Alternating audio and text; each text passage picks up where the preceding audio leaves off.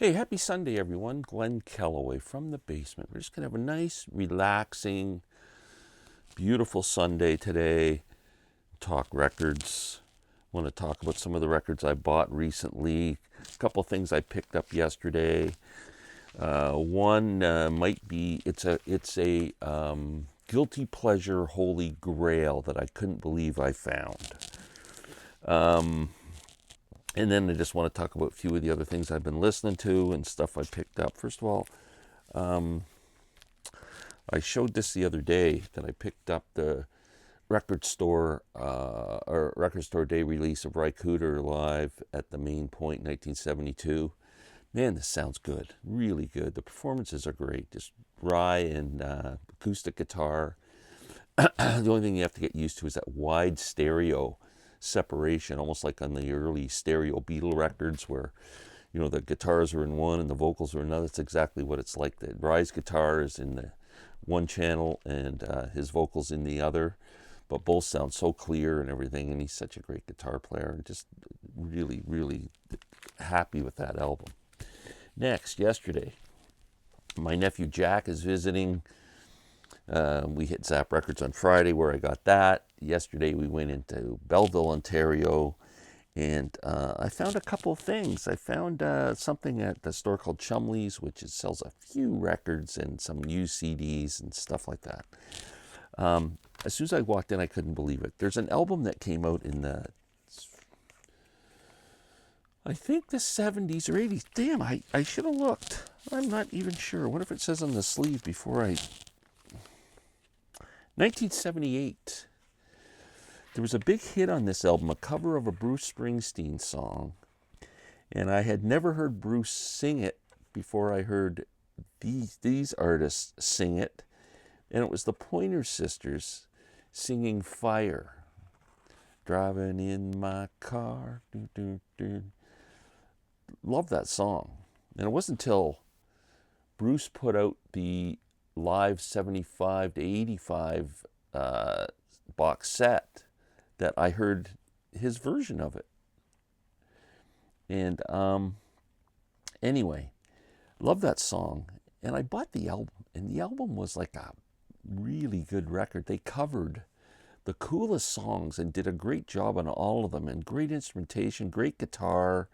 It's really a good record. I don't know if you'd ever heard of it before, but it's a Pointer Sisters energy. I haven't owned this record since it came out, and I have been looking for it for, I'd say, close to 5 years in the used bins, and I've never seen it. I got to the point where I was going, did I imagine that album? I kind of remember the album cover. I never see it, ever. Yesterday, going to Chumley's, and $4.99 sitting there in mint condition. If you've never heard this album, they do a great covers of songs. They do a great version of Steely Dan's Dirty Work. Fleetwood Mac song Hypnotized. Fantastic. If you're going to check out a song on this album, check out their version of Hypnotized. It's frigging awesome. As I Come of Age, I think it's written by Stephen Stills. Beautiful song. They do a great cover of that. Something called Come and Get Your Love. I can't remember who did that. Fire, of course. Angry Eyes. I can't remember who did that song originally. Really, it's really I'm going to call it a guilty pleasure because people will probably be going, what, the Pointer Sisters? But it's a really good album.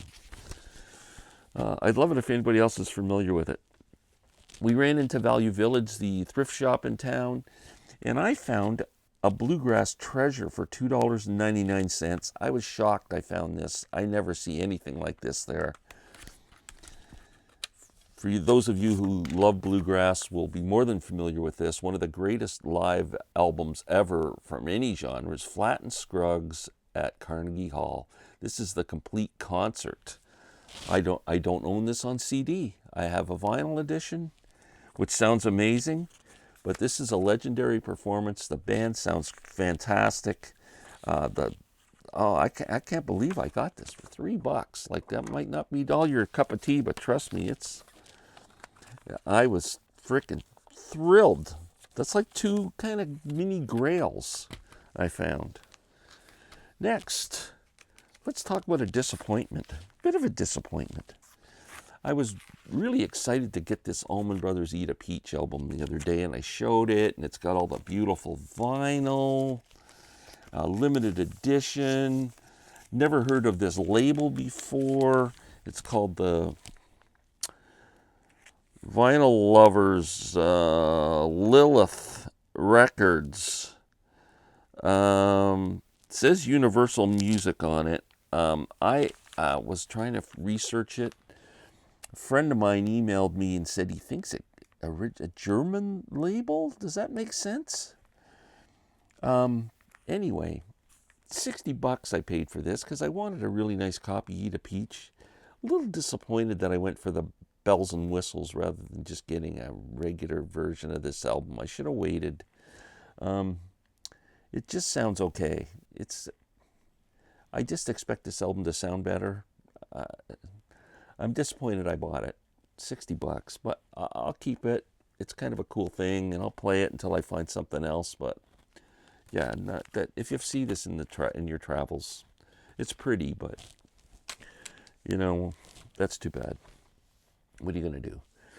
A band I never talk about, and I want to talk about my favorite album of theirs because a friend of mine texted me the other day and said he bought REM album Automatic for the People. And then I thought, my favorite REM album is Document.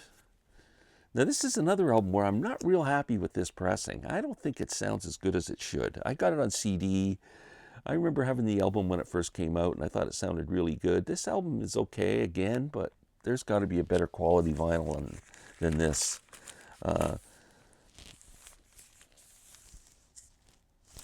This is, it's... If anybody knows this record from the Columbia Vaults limited edition, I'm not sure.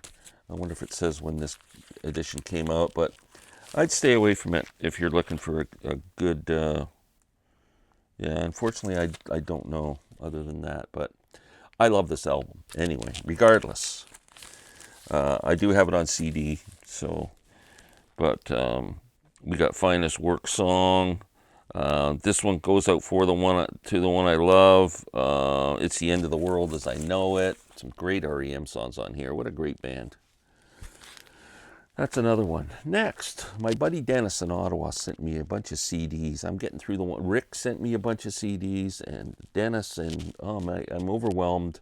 Rick, there's a couple of yours that I absolutely love. I'm going to get to. Dennis, there's a couple of yours so far. I've still got 2 or 3 to listen to. This one is blowing me away. It's a band called Strange Folk. Fantastic. Kind of acoustic, country rock, alt. I don't know how to describe them. I'll put them in a bag. I get the feeling they might be a bit jammy if you saw them live. The album isn't jammy, except there's a song on this album called Oxbow. It's the 11th song on the album. Just starts off with acoustic guitars. It's really kind of it's just a really great song. And then the guitars come in and play for, I don't know. I was just going, this must be time for supper now. It just went on for, I don't know how many minutes, man.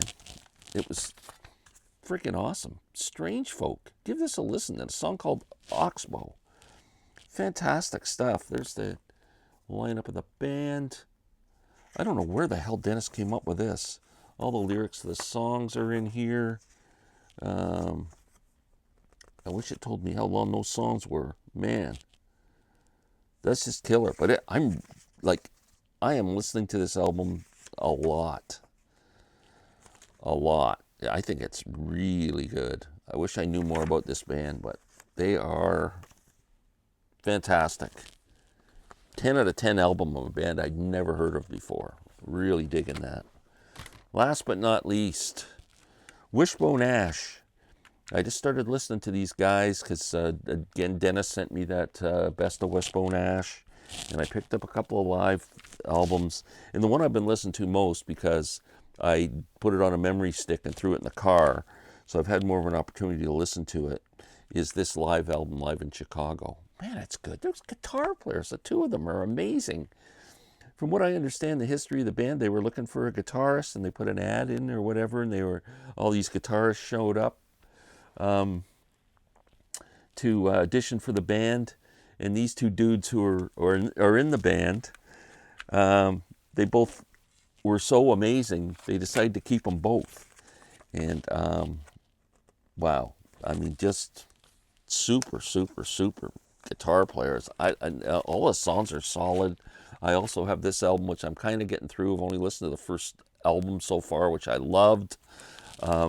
Wishbone Ash, becoming a big fan. So I got to say, thumbs up to Strange Folk. Check these guys out, Oxbow. Check out that song, please. And Wishbone Ash, I'm the late guy to the party there. I get it. So anyway, I hope everyone has a great Sunday. We will talk to you tomorrow. Take care.